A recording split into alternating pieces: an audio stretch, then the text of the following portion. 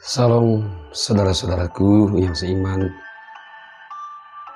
yang percaya kepada Yesus Kristus, dimanapun saudara berada. Kembali dalam video kali ini saya ingin kembali berbagi tentang firman Tuhan. Saudara-saudaraku, saya harus menyampaikan kebenaran ini kepada saudara semuanya, sebab ini adalah tugas saya sebagai murid Yesus untuk mewartakan firman Tuhan dan selalu berbagi kepada saudara, supaya saudara juga benar-benar memahami tentang firman Tuhan. Mungkin saudara dalam kehidupan ini selama ini selalu sibuk dengan pekerjaan dan tidak mempunyai waktu untuk membaca firman Tuhan. Dan mungkin dengan video ini saya menyampaikan kebenaran firman ini, dan ketika saudara mau mendengarkannya, saya percaya bahwa saudara akan menemukan kebenaran itu. Karena itu saudara-saudaraku yang terkasih, pembahasan kita pada hari ini saya ambil dari 1 Korintus pasal 6 ayat 19 dan 20. Firman Tuhan berkata, "Atau tidak tahukah kamu bahwa tubuhmu adalah bait Roh Kudus yang diam di dalam kamu, Roh Kudus yang kamu peroleh dari Allah, dan bahwa kamu bukan milik kamu sendiri." Ayat yang ke-20, "Sebab kamu telah dibeli dan harganya telah lunas dibayar, karena itu muliakanlah Allah dengan tubuhmu." Saudara-saudaraku, dalam pembahasan kali ini itu kita ini adalah cerita tentang di mana Tuhan itu mengingatkan kita kembali, ya, bahwa kita itu bukan lagi milik diri kita sendiri, bahwa kita telah dibayar dengan lunas, itu dengan darah Yesus Kristus. Bagaimana saudara tentu mengetahui kisah-kisah, ya, pada mulanya ketika Yesus datang hadir ke dunia ini, turun menjadi manusia sama seperti kita. Namun dia tidak berdosa, tapi dia menjalankan tugasnya dengan penuh tanggung jawab sampai mati. Dia datang hanya untuk kita orang-orang berdosa. Dia rela menderita dan mati di kayu salib untuk membebaskan kita dari dosa. Bahkan pada hari ketiga pun ia bangkit dari antara orang mati. Itu untuk menyediakan tempat bagi kita, supaya kita memperoleh hidup yang kekal di dalam namanya, itu nama Yesus Kristus. Saudara-saudaraku, jadi ayat 19 ini itu sangat penting bagi kita orang-orang percaya dan beriman kepada Yesus Kristus. Jadi di dalam ayat 19 dan 20 ini mengajarkan kepada kita bahwa muliakanlah Allah itu dengan tubuh kita, saudara. Di dalam diri kita ada Roh Kudus, yaitu Roh Allah. Roh Kudus itu artinya Roh Kudus tidak bernoda, tidak bercela, tidak berdosa. Itulah Roh Kudus, Roh yang datang dari Allah. Dan ketika itu ada dan hadir di dalam hati kita, di dalam kehidupan kita, maka yang saya mau sampaikan kepada saudara, ingat, tempat yang kudus jangan kita cemari, baik itu dengan keinginan kita. Karena tubuh kita adalah bait Roh Kudus, dan ketika Roh Kudus itu tinggal dalam diri kita, jangan lagi kita cemari diri kita dengan keinginan-keinginan kita yang tidak wajar, dengan segala hal, baik perilaku kita, pikiran kita. Jadi kita harus benar-benar sungguh-sungguh hidup, yaitu di dalam kekudusan. Kita harus berusaha sebaik mungkin untuk bisa selalu menjaga hati, pikiran kita, tubuh kita dari hal-hal yang jahat, yang bisa merusak atau mengotori tubuh kita, saudara.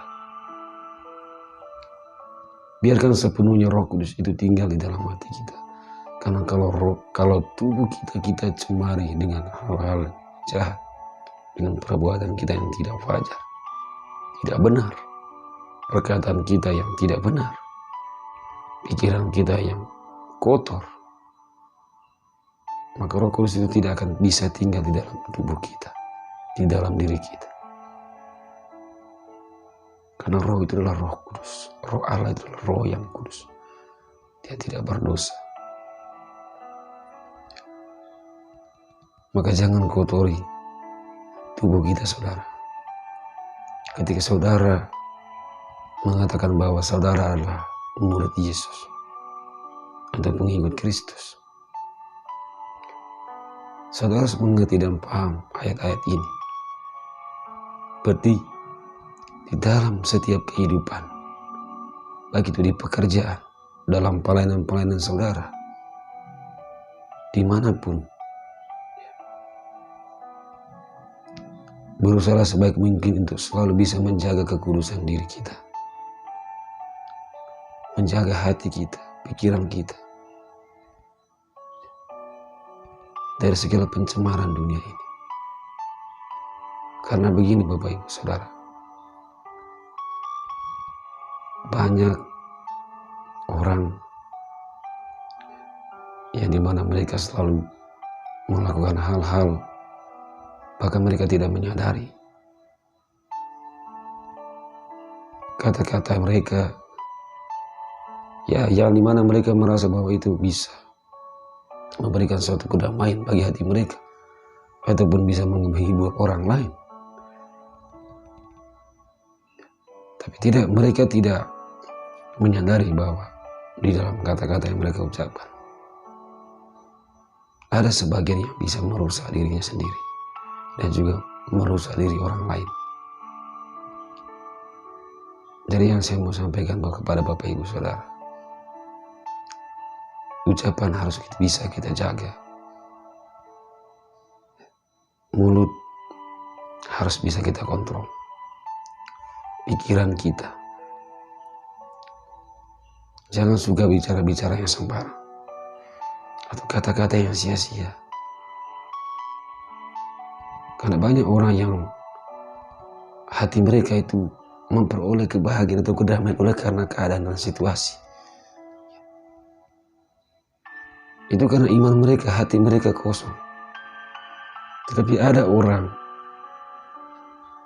memiliki ketenangan jiwa, yaitu sukacita yang dari Allah, yang memberikan kedamaian yang tidak terbatas di dalam hati mereka, saudara. Sehingga dalam situasi, dalam kondisi keadaan apapun dalam kehidupan mereka, itu tidak akan membuat mereka melakukan hal-hal yang tidak benar atau yang tidak wajar.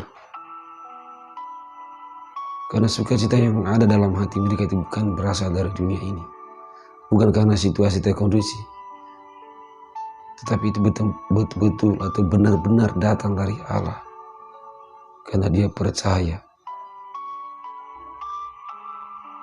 dan melakukan kehendak. Banyak orang yang selalu mengucapkan kata atau menciptakan segala sesuatu dalam kehidupan mereka untuk menghibur sesama atau menghibur diri mereka sendiri, untuk mendatangkan kebahagiaan, sukacita di dalam hati mereka. Tetapi orang-orang seperti itu, ya, sukacita atau kebahagiaan yang mereka alami di dalam hati mereka karena keadaan situasi itu hanya akan bertahan hanya sebentar saja. Karena sukacita yang sesungguhnya itu ya datang dari Allah, karena kita percaya di dalam nama. Orang yang selalu terpaku dan berpegang pada pemikiran mereka sendiri,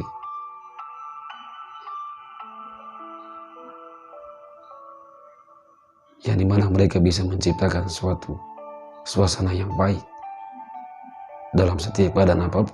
dalam kehidupan mereka. Tetapi ketika ada satu masalah di luar daripada pengetahuan mereka, maka yang terjadi adalah pemberontakan. Karena tidak sesuai dengan apa yang mereka harapkan. Jadi sukacita itu hanya bertahan sementara. Tetapi sukacita yang sesungguhnya itu datang dari Allah. Karena kita percaya di dalam nama-Nya. Dan karena kita mendengarkan firman-Nya. Dan juga mau melakukannya dalam tindakan dan perbuatan kita. Saudara-saudara, satu yang perlu harus kita lakukan dalam kehidupan kita. Kalau kita merasa bahwa kita adalah murid Yesus. Kalau kita dan mengakui bahwa Dia adalah Sang Juru Selamat kita. Dan kita adalah ahli-ahli waris. Dan kita mengakui bahwa kita adalah murid Yesus. Ketika kita sudah menjadi milik Kristus, maka yang ada di dalam diri kita adalah Roh Kudus yang bekerja. Ia memberikan keyakinan itu kepada kita bahwa Dia benar adalah Juru Selamat. Maka kita harus menjaga kekudusan kita, kesucian diri kita. Jangan kita cemari diri kita dengan hal-hal dunia ini, dengan kata yang sia-sia, pikiran yang sia-sia, mengucapkan atau berkata-kata yang sebenarnya bisa merusak diri sendiri.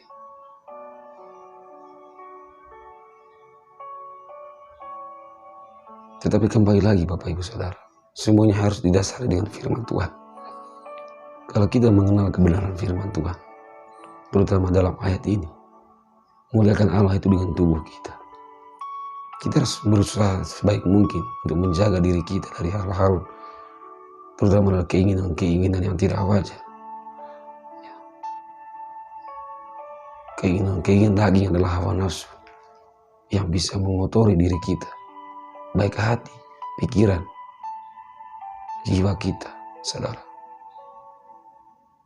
Salah satunya cara adalah kita harus menjauhkan hal itu daripada diri kita, supaya kita tetap menjaga kekudusan atau Roh Kudus ini tetap tinggal di dalam diri kita, yang selalu bersedia bekerja, mengarahkan hidup kita kepada kebenaran.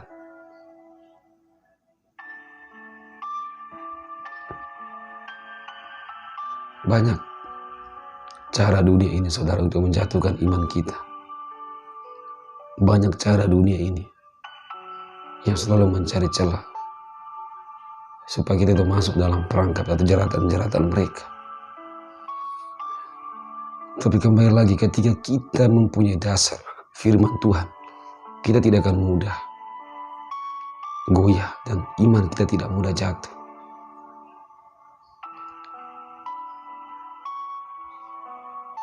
Karena tawaran-tawaran yang datang dari dunia tentu adalah hal-hal yang indah dan baik untuk dilihat dan dipandang. Dan itu dinikmati oleh daging. Tapi kita tahu saudara bahwa daging ini itu sifatnya sementara. Karena dia berasal dari debu dan tanah dan kembali kepada tanah. Apa yang perlu kita jaga? Yang perlu kita pelihara itu adalah jiwa kita. Karena dia nanti yang akan kembali kepada Allah, tempat semulanya ia berada.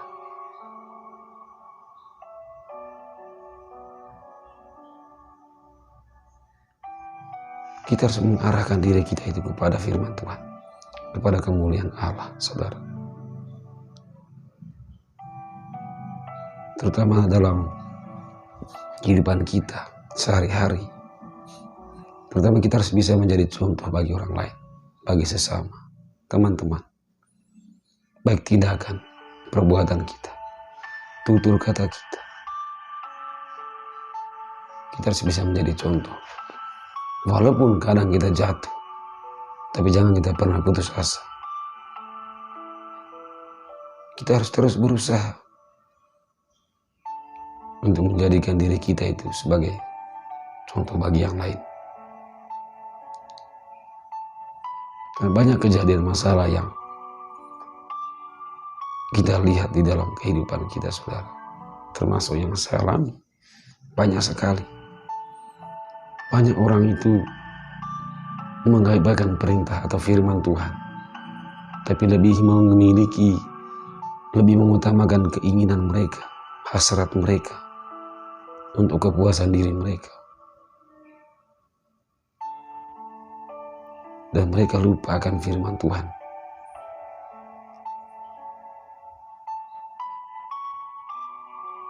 Banyak orang yang melakukan segala sesuatu itu menurut keinginan mereka, karena mereka mengikuti hawa nafsu, sehingga merusak diri mereka, mengotori hidup mereka. Bahkan mereka tidak menyadari. Mereka pun bahkan tertawa atau merasa bahagia, merasa senang. Tapi mereka sudah merusak tubuh mereka dengan perbuatan-perbuatan mereka. Dan tidak ada kebenaran dalam diri mereka, saudara. Karena mereka sudah hidup di dalam kegelapan, tidak mengikuti firman Tuhan. Karena orang-orang yang mengikuti firman Tuhan, ia harus bisa menjaga diri dari segala pencemaran dunia. Orang yang mengenal firman Tuhan, saudara, mereka akan selalu berusaha untuk menjaga kesucian mereka, kekudusan diri mereka. Karena mereka tahu, mereka bukan lagi milik mereka sendiri. Mereka menyadari bahwa mereka bukan hanya sendiri. Ada roh Allah yang tinggal di dalam hati mereka. Roh yang kudus, tidak berdosa. Dan roh itu yang menguatkan orang-orang yang percaya, memimpin mereka kepada kebenaran.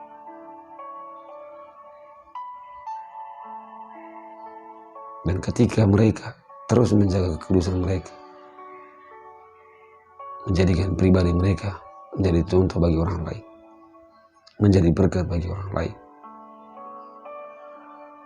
Tuhan akan memakai kehidupan mereka untuk menjadi saksi Tuhan, menjadi pelaku, pewarta, penginjil, untuk menyampaikan kebenaran firman Tuhan. Saudara-saudaraku, teruslah jaga kekudusan. Jaga diri kita dari segala hal-hal yang bisa merusak iman kita, merusak diri kita.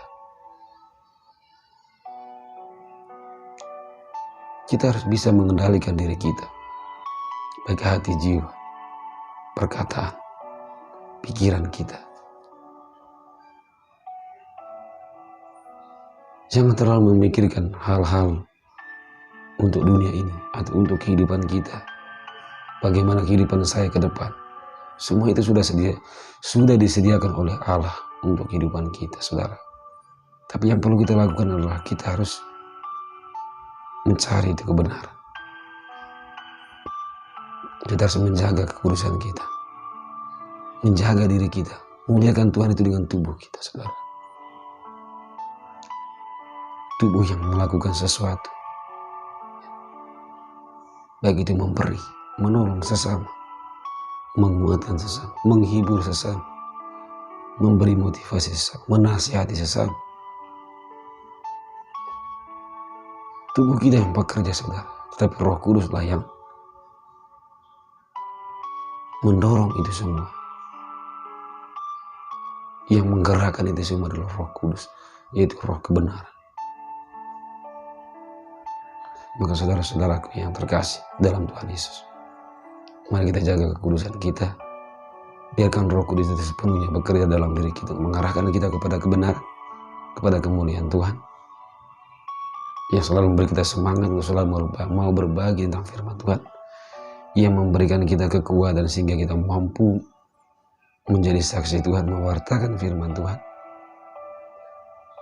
Dan dengan Roh Kudus itu pula yang selalu menghibur kita di saat kita mengalami duka cita.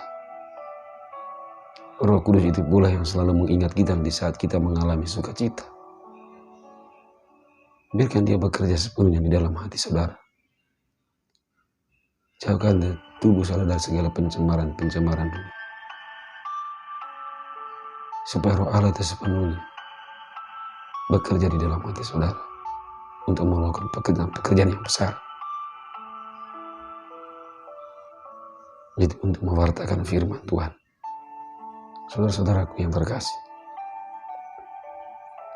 ketika kita memiliki keinginan untuk kehidupan kita, kita harus serahkan kepada Tuhan. Apakah keinginan kita berkehendak sesuai dengan keinginan Allah? Apakah keinginan kita berkenan di hadapan Tuhan? Jikalau berkenan, maka Tuhan akan berkati. Tetapi jika tidak berkenan di hadapan Tuhan, maka Tuhan akan berikan peringatan. Itu dengan masalah. Masalah adalah suatu peringatan bagi kita, saudara, bahwa apa yang kita lakukan adalah salah. Maka karena itu, saudara-saudaraku, mari kita arahkan hati kita, hidup kita kepada kemuliaan Tuhan. Kita arahkan diri kita kepada kebenaran, kepada firman Tuhan. Jaga kekudusan kita. Ya. Jauhkan dari tubuh kita dari segala pencemaran dunia, keinginan-keinginan yang tidak wajar. Ya. Seperti yang disampaikan dalam Matius 5:48 ini. Ya. Karena itu hendaklah kamu sempurna, sama seperti Bapamu yang di surga yang adalah sempurna. Saudara-saudaraku, ya, setidaknya kita bisa menjadikan pribadi kita menjadi contoh dan teladan yang baik bagi sesama. Baik perkataan kita, perbuatan kita, sehingga kita bisa menjadi berkat bagi sesama. Biarkan dengan kehadiran kita memberikan damai bagi orang-orang. Dengan kehadiran kita memberikan suatu sukacita bagi orang-orang. Dengan kehadiran kita memberikan sesuatu yang baru untuk kehidupan orang-orang di sekitar kita. Saudara-saudaraku, marilah kita selalu mendekatkan diri kepada Tuhan, minta pertolongan dan kekuatan Tuhan, supaya kita bisa mampu hidup di dalam kebenaran dan tetap menjaga kekudusan kita, sehingga kita bisa memuliakan Tuhan dengan tubuh kita. Semoga apa yang saya sampaikan pada kali ini, yang saya bagikan ini, itu bisa mendorong iman saudara, memimpin saudara kepada kebenaran, menguatkan saudara, meyakinkan saudara bahwa di dalam diri saudara ada Roh Kudus Allah yang bekerja, dan tetap menjaga kekudusan saudara untuk selalu tetap hidup di dalam kebenaran firman Tuhan. Semoga demikian. Tuhan Yesus memberkati.